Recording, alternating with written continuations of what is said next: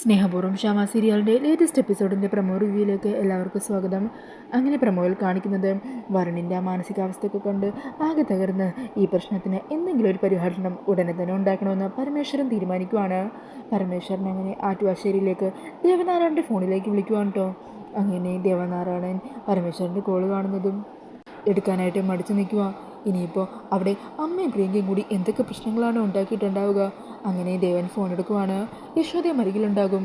ഈ സമയം പരമേശ്വരൻ പറയണേ, കണിമംഗലം കുടുംബക്കാർക്ക് ഇപ്പോൾ വലിയ അഭിമാനമാണല്ലോ.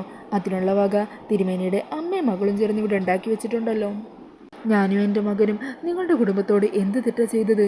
ഇങ്ങനെ ഞങ്ങളെ ദ്രോഹിക്കാൻ, എല്ലാവർക്കും മുമ്പിൽ ഇങ്ങനെ ഞങ്ങളെ നാണം കെടുത്താൻ. അന്നേരം ദേവൻ കരഞ്ഞുകൊണ്ട് പരമേശ്വരനോട് പറയണേ, കാലി പിടിച്ച് മാപ്പ് ചോദിക്കാൻ മാത്രമേ എനിക്കിപ്പോൾ പറ്റുള്ളൂ, പോർക്കണം. അങ്ങനെ പറഞ്ഞ് കരഞ്ഞുകൊണ്ട് നിൽക്കുവാണ് ദേവൻ. പിന്നീട് കാണിക്കുന്നത് ഷാമയെ കാണാനായിട്ട് വീട്ടിലെത്തുന്ന രാധികേനെയാണ് കേട്ടോ. അങ്ങനെ വാതിൽ തുറന്നു നോക്കുമ്പോൾ അമൃത കാണുന്നത് രാധികേനെ ആയിരിക്കും. ഈ സമയം രാധികേനകത്തേക്ക് വിളിക്കുക. എവിടെ ഫിദ മാഡം? ഫിദ റൂമിലുണ്ട്, റെസ്റ്റ് എടുക്കുക. അങ്ങനെ പറഞ്ഞ് ഡോറിൽ തട്ടുമ്പോഴേക്കും ഷാമ ഫിദയുടെ രൂപത്തിൽ പർദ്ദയൊക്കെ അണിഞ്ഞ് രാധികയുടെ മുമ്പിലേക്ക് വരുന്നുണ്ട്. അങ്ങനെ ആ ഒരു സീനൊക്കെയാണ് കേട്ടോ ലേറ്റസ്റ്റ് പ്രൊമോയിൽ കാണിക്കുന്നത്. പ്രൊമോ റിവ്യൂ ഇഷ്ടമായിട്ടുണ്ടെങ്കിൽ മറക്കാതെ വീഡിയോ ഒന്ന് ലൈക്ക് ചെയ്യണേ. Thank you.